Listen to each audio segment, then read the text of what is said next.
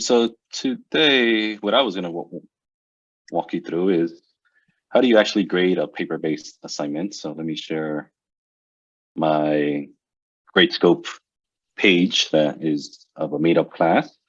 And so I'm just going to create an assignment. And as you can see, you get various choices as to what kind of assignment you want to grade, if you want to do an exam or a quiz or a homework assignment and so forth, and programming assignments. Today, I'm just going to cover basically a homework assessment.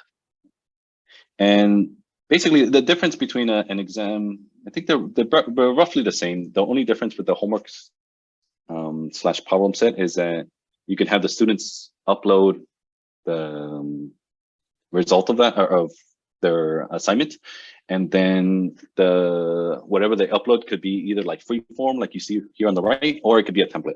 And we're just going to use a template for now. So let's just call this homework 1, let's say. And I am going to share this template. This is my template. So I just created like a paper-based assignment, right? That has their name, has some questions. And in this case, I made a point space. So question 2 is base of 2 points and so forth, right? And so this is my template that I am going to give Gradescope. So I'm going to upload. And then in here, it would give you the option, who's going to upload the final assignment? Is it the students or the instructor? Especially for quizzes, I tend to upload them. What I'll do is, especially if it's multiple pages of an assignment or something, I'll get the whole stack of submissions.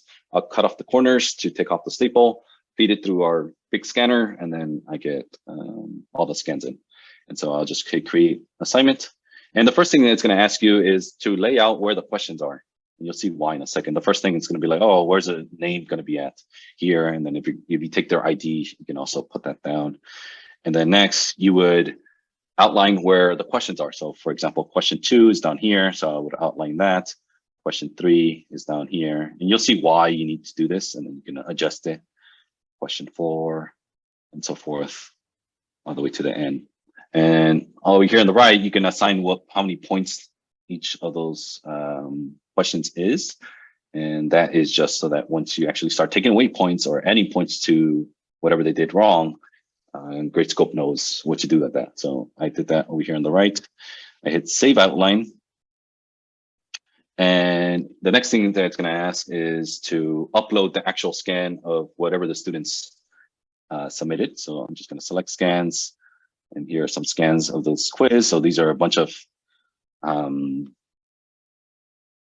fake students that I created, and I scanned them in. And I'm just going to upload that. And it's going to take a second. And basically what it's going to do, so this is just one file. What it's going to do is going to split the file. And in this case, I don't have a roster, but if I had a roster, so you can see here are the submissions. So if I go to manage submissions, what it's trying to do here is trying to figure out, okay, for each of the scans that I made for all the students, which student is attached to what scan. And since I don't have a roster, it's not going to give me anything at this point. But a lot of times it's pretty good, as you can see, picking out the names. And normally it would fill them in if they were actual names in my roster, and it would give you the last set of like, you would hit unassigned, and it would give you the ones, okay, I can't read the writing that good, you know, the computer can't understand how when they wrote their name. So then in that case, you would just go in and fill that in here. All right, so once you do that, then we can go on to the grading of the questions. And this is one of the, I think, advantages of using Gradescope is that you grade question by question. So you start with question 1. You see this question, you say, okay, this is a correct solution. So in this case, I just set that as correct. And you go one by one. And then the next thing I'll do is hit the right arrow, or you hit next here on the, and then it gives you the next student. And this question is incorrect. And given that this is multiple choice, there's probably not going to be partial credit, right? So you would subtract 10 points for this, and you would write the reason why this is incorrect. But since it's multiple choice, we're just going to go through and write this. And the neat thing that you'll see now is that, okay, this question is also incorrect. Another student, in this case, I can just use my keypad, hit the number 2, and then hit the right arrow, and I can go through, okay, this is correct. And this is how essentially quickly I can go through. And at this point, I only had 5 students, so I finished grading. And you can see the progress per question, and then it tells you who graded that question. In this case, just my name. If we move on to, let's say, something more of a free response, here you might give multiple rubric items of why they got something wrong. You know, for instance, in this problem, you have this issue with there's no loop, and maybe that's worth 5 points. Maybe another 3 points, no summation, and so forth, right? And then you can select more than one. And again, you can use the keypad to select these. And then maybe because they type something, you'll just leave those 2 points as, you know, freebies for writing something and not leaving it blank. And you hit next. Again, maybe the student deserves the same amount of subtraction of points. And here, it seems almost fully correct. It's maybe missing just this. And so this student would get a 7, and you would keep going. This, I look through, this looks correct. And if at any point you need to leave a comment, you could do so here. And, you know, whatever reason you want, or if there's something specific you want to point out, here is why you missed X points. So you can always mark the reason why it's, in this case, it's correct, right? So, and you can leave that for the student to see.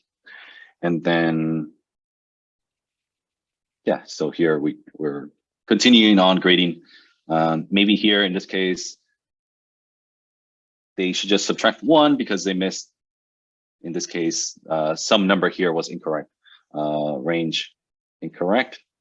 So you can see how all I'm doing is updating the rubric as I'm going along, which is kind of natural how you grade, right? As you're going through the assignments, you're kind of picking up, oh, okay, I missed, you know,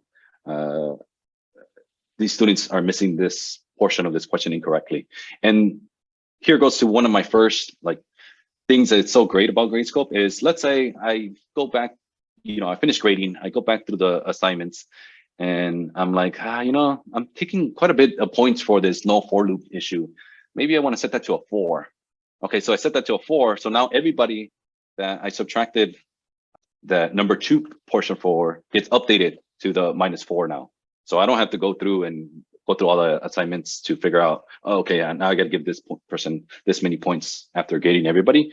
You just do this once, and then it automatically backfills for everything. So that's essentially the grading. I will give one more advanced feature that I've been starting to use more often, which I think here it's not showing it, but so I'll go back to one of my other, I think it's under the tool 2 class. So this is another, let's say assignment. Let's see. So we go to grade. So here, what it tries to do is tries to group solutions. So these could be either free response, or these could be drawings of some sort. And in this case, what it grouped is all of the blank solutions. So then right away, I can grade this group. And then these other questions are ungrouped. So then you can just assign questions that are similar. And it does a pretty good job. If I can jump out of this real quick and show you from one of my actual classes what that actually looks like. So it does a fairly good job at giving you an idea. So in this case, it's a multiple choice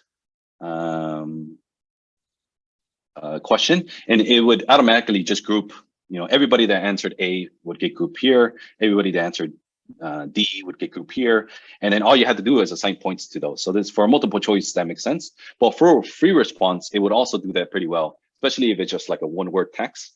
It will group everybody that had similar text into one group, and then all you have to do is for each group assign the points, and then there, you're done grading. And then for everybody else, it would leave as miscellaneous, and then you can just fill those in. So it makes it pretty fast to grade. Mostly it just takes a little bit of time ahead of time to make sure that you can kind of structure their solutions. Even, yeah, for example, it could even be as helpful as just group all the blank solutions. So it's people that didn't submit anything, and then those you can just quickly assign grades to those. And then if everything else is going to be a lot more variable, then you could just go through and grade them like we just saw in the previous section. So yeah, that's all I had.